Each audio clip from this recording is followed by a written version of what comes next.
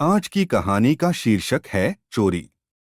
कालजयी कथाकार प्रेमचंद द्वारा लिखित यह कहानी न केवल लेखक के बचपन को चित्रित करती है, बल्कि हम सबके बचपन को भी प्रतिध्वनित करती है। तो आइए सुने चोरी। हाय बचपन, तेरी याद नहीं भूलती।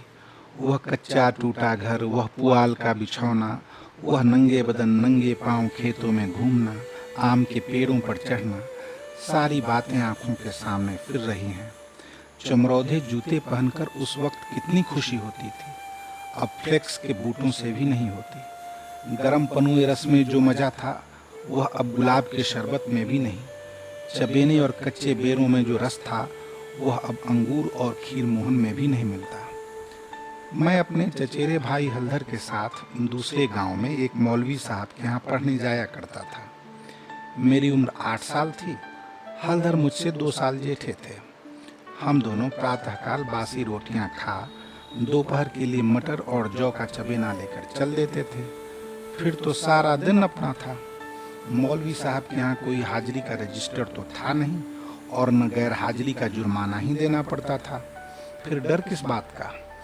कभी तो थाने के सामने खड़े सिपाहियों की कवायद देखते, कभी किसी भालू या बंदर नचाने वाले मदारी के पीछे पीछे घूमने में दिन काट देते, कभी रेलवे स्टेशन की ओर निकल जाते और गाड़ियों की बहार देखते। गाड़ियों के समय का जितना ज्ञान हमको था, उतना शायद टाइम टेबल को भी न था। रास्ते में शहर के एक महाजन ने एक बाग लगवाना शुरू किया था। वहाँ एक कुआं खुद रहा था, वह भी हमारे लिए एक दिलचस्प तमाशा था। बूढ़ा माली हमें अपनी झोपड़ी में बड़े प्रेम से बैठाता था। हम उससे झगड़ झगड़ कर उसका काम करते। कहीं बाल्टी लिए पौधों को सींच रहे हैं, कहीं खुरपी से क्यारियां गोर रहे हैं, कहीं कैंची से बेलों की पत्तियां छांट रहे हैं। उन कामों में कितना आनंद था। माली बाल प्रकृति का पंडित था। हमसे काम लेता, पर इस तरह मानो हम पर कोई एहसान कर रहा हो। जितना काम वह दिन भर में करता, हम घंटे भर में निपटा देते थे। अब वह माली नहीं है, लेकिन बाग हरा भरा है। उसके पास से होकर गुजरता हूँ तो जी चाहता है उन पेड़ों के गले मिलकर रोऊं और कहूँ, प्यारे तुम मुझे भूल गए, लेकिन मैं तुम्हें नहीं भूला। मेरे हृदय में तुम्हारी अभी तक याद हरी है, उतनी ही हरी जितने तुम्हारे पत्ते। निस्वार्थ प्रेम के तुम जीते जागते स्वरूप हो। कभी कभी हम हफ्तों गैर हाजिर रहते, पर मौलवी साहब से ऐसा बहाना कर देते कि उनकी बढ़ी हुई त्योरियां उतर जाती। उतनी कल्पना शक्ति आज होती तो ऐसा उपन्यास लिख मारता कि लोग चकित रह जाते। अब तो यह हाल है कि बहुत सिर खपाने के बाद कोई कहानी सूझती है। खैर, हमारे मौलवी साहब दर्जी थे। मौलवीगिरी केवल शौक से करते थे।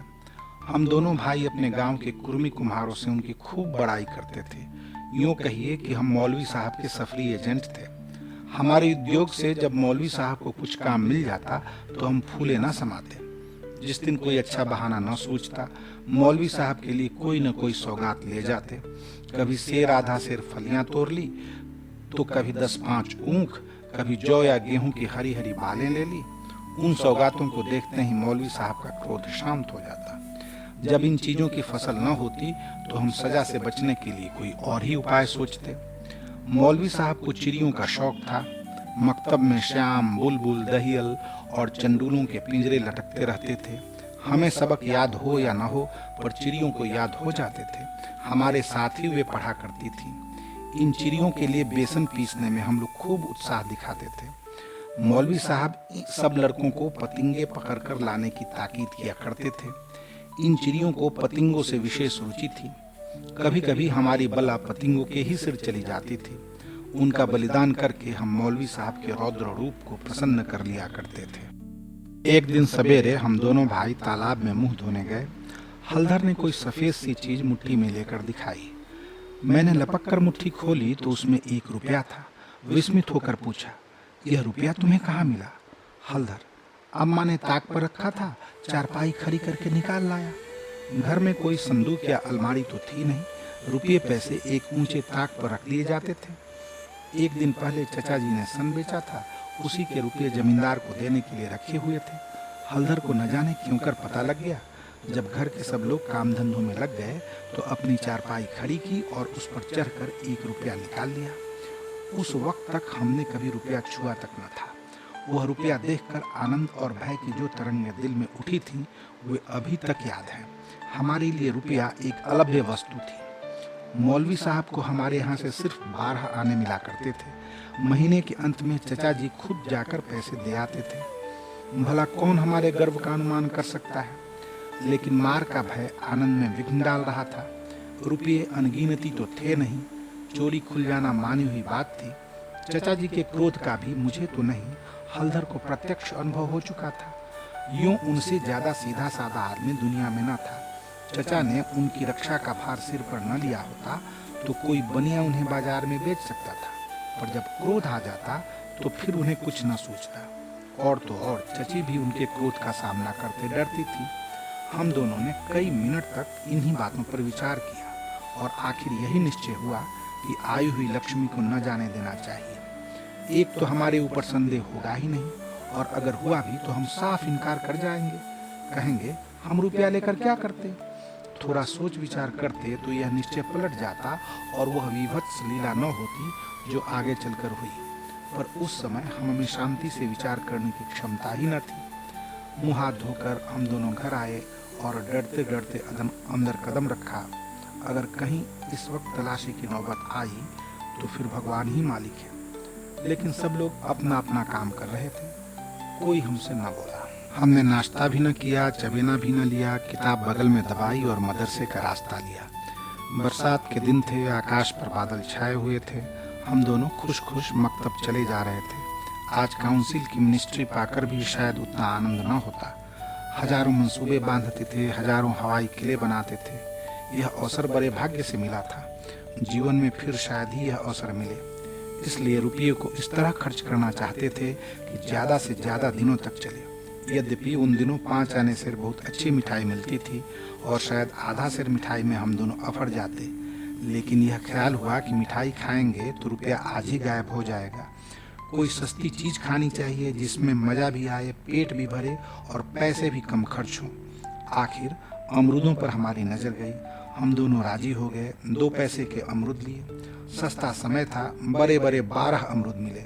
हम दोनों के कुर्तों के दामन भर गए। जब हलधर ने खटकिन के हाथ में रुपया रखा तो उसने संदेह से देखकर पूछा, रुपया कहाँ पाया? लाला चुरा तो नहीं लाए? जवाब हमारे पास तैयार था। ज्यादा नहीं तो 2-3 किताबें पढ़ ही चुके थे। विद्या का कुछ कुछ असर हो चला था। मैंने झट से कहा, मौलवी साहब की फीस देनी है, घर में पैसे न थे तो चचा जी ने रुपया दे दिया। इस जवाब ने खटकिन का संदेह दूर कर दिया। हम दोनों ने एक पुलिया पर बैठकर खूब अमरूद खाए, मगर अब 15.5 आने पैसे कहाँ ले जाएं? 1 रुपया छिपा लेना तो इतना मुश्किल काम न था। पैसों का ढेर कहाँ छिपता? न कमर में इतनी जगह थी, न जेब में इतनी गुंजाइश। उन्हें अपने पास रखना चोरी का ढिंढोरा पीटना था। बहुत सोचने के बाद यह निश्चय किया कि 12 आने तो मौलवी साहब को दे दिए जाएं, शेष 3.5 आने की मिठाई उड़े। यह फैसला करके हम लोग मकतब पहुंचे। आज कई दिन के बाद गए थे। मौलवी साहब ने बिगड़ कर पूछा, इतने दिन कहाँ रहे? मैंने कहा, मौलवी साहब घर में गमी हो गई थी। यह कहते कहते 12 आने उनके सामने रख दिए। फिर क्या पूछना था? पैसा देखते ही मौलवी साहब की बाँछें खिल गई। महीना खत्म होने में अभी कई दिन बाकी थे।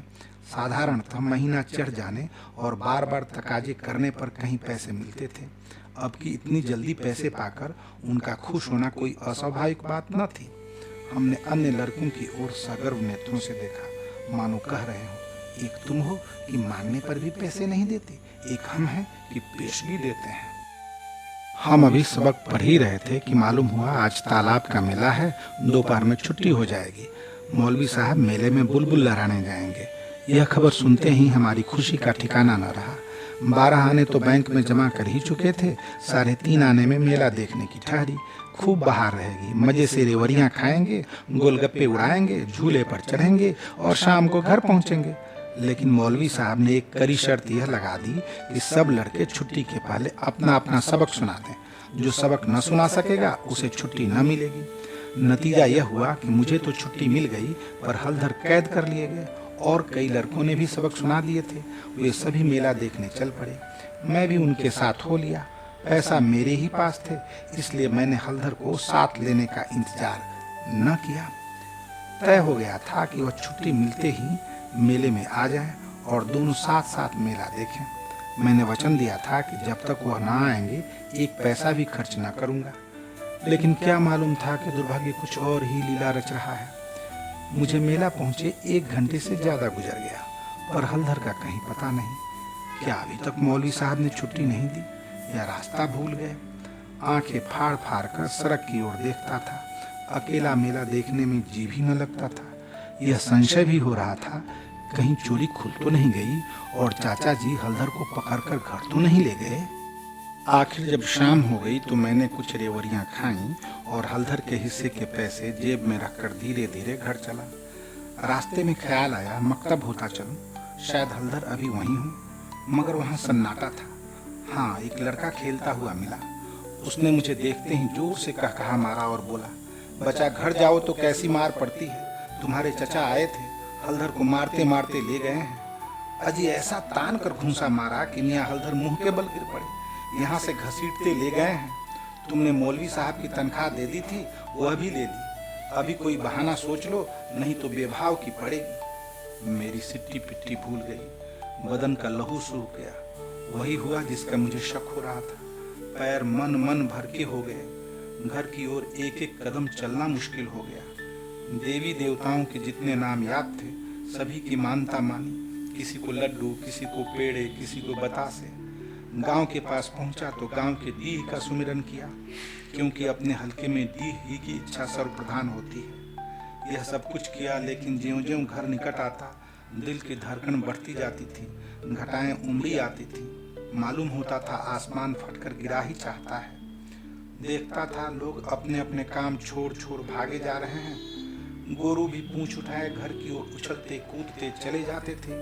चिड़ियां अपने घोंसलों की ओर उड़ी चली आती थीं, लेकिन मैं उसी मंद गति से चला जाता था, मानो पैरों में शक्ति नहीं। जी चाहता था जोर का बुखार चढ़ाए या कहीं चोट लग जाए, लेकिन कहने से धोबी गधे पर नहीं चढ़ता, बुलाने से मौत नहीं आती।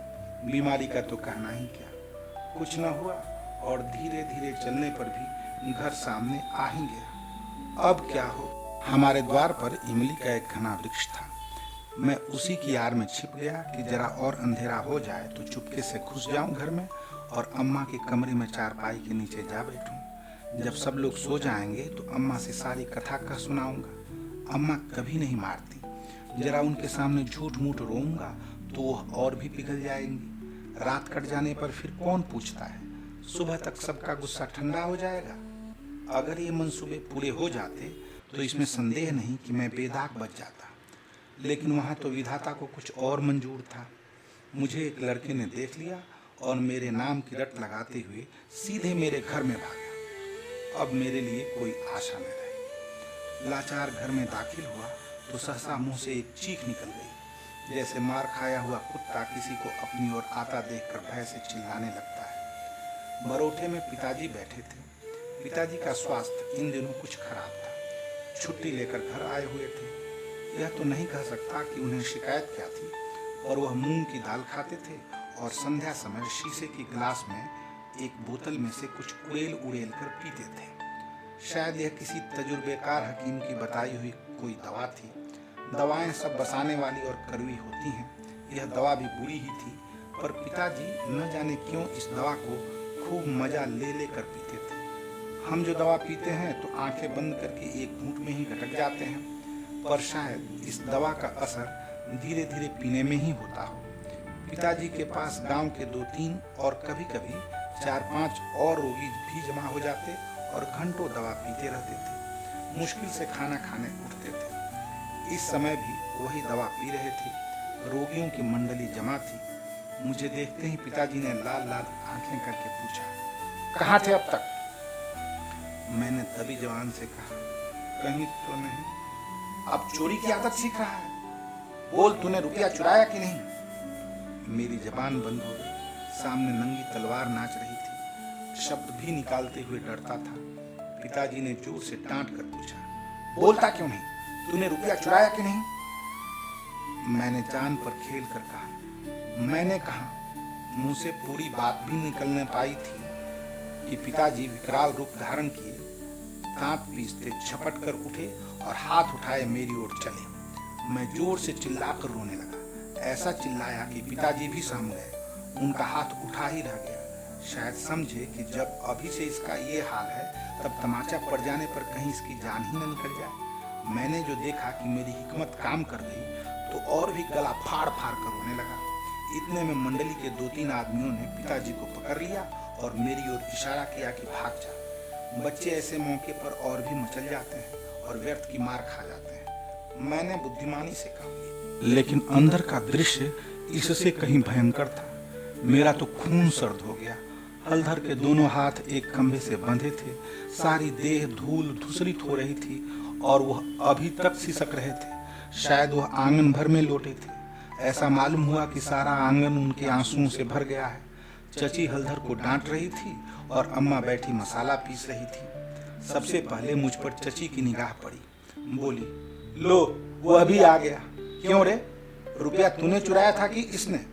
मैंने निशंक होकर कहा, हलधर ने। अम्मा बोली, अगर उसी ने चुराया था तो तूने घर आकर किसी से कहा क्यों नहीं? अब झूठ बोले बगैर बचना मुश्किल था। मैं तो समझता हूँ कि जब आदमी को जान का खतरा हो तो झूठ बोलना क्षम्य है। हलधर मार खाने के आदी थे। 2-4 घूंसे और पड़ने से उनका कुछ न बिगड़ सकता था। मैंने मार कभी न खाई थी। मेरा तो 2-4 घूंसों में काम तमाम हो जाता। फिर हलधर ने भी तो अपने को बचाने के लिए मुझे फंसाने की चेष्टा की थी। नहीं तो चची मुझसे यह क्यों पूछती कि रुपया तूने चुराया या हलधर ने? किसी भी सिद्धांत से मेरा झूठ बोलना इस समय अस्तुत्य नहीं तो क्षम्य जरूर था। मैंने छूटते ही कहा, हलधर कहते थे किसी से बताया तो मार ही डालूंगा। अम्मा, देखा वही बात निकली ना। मैं तो कहती थी कि बच्चा की ऐसी आदत नहीं, पैसा तो वह हाथ से छूता ही नहीं, लेकिन सब लोग मुझी को उल्लू बनाने लगे। हलधर, मैंने तुमसे कब कहा कि बताओगे तो मारूंगा? मैं, वहीं तालाब के किनारे तो? हलधर, अम्मा बिल्कुल झूठ है। चची, झूठ नहीं सच है। झूठा तो तू है और तो सारा संसार सच्चा है। तेरा नाम निकल गया है ना। तेरा बाप नौकरी करता, बाहर से रुपये कमा लाता, 4 जने उसे भला आदमी कहते तो तू भी सच्चा होता। अब तो तू ही झूठा है। जिसके भाग में मिठाई लिखी थी उसने मिठाई खाई, तेरे भाग में तो लाठी खाना लिखा था। यह कहते हुए चची ने हलधर को खोल दिया और हाथ पकड़कर भीतर ले गई। मेरे विषय में स्नेहपूर्ण आलोचना करके अम्मा ने पांसा पलट दिया था, नहीं तो अभी बेचारे पर न जाने कितनी मार पड़ती। मैंने अम्मा के पास बैठकर अपनी निर्दोषता का राग खूब अलापा। मेरी सरल हृदय माता मुझे सत्य का अवतार समझती थी। उन्हें पूरा विश्वास हो गया कि सारा अपराध हलधर का है। एक क्षण बाद मैं गुड़ चबेना लिए कोठरी से बाहर निकला। हलधर भी उसी वक्त चिवड़ा खाते हुए बाहर निकले। हम दोनों साथ साथ बाहर आए और अपनी अपनी बीती सुनाने लगे। मेरी कथा सुखमय थी, हलधर की दुखमय, पर अंत दोनों का एक था, गुड़ और चबेना। यदि आपको ये कहानी अच्छी लगी हो तो आप मुझे लाइक और सब्सक्राइब करें ऐसी अन्य कहानियों को सुनने के लिए। धन्यवाद।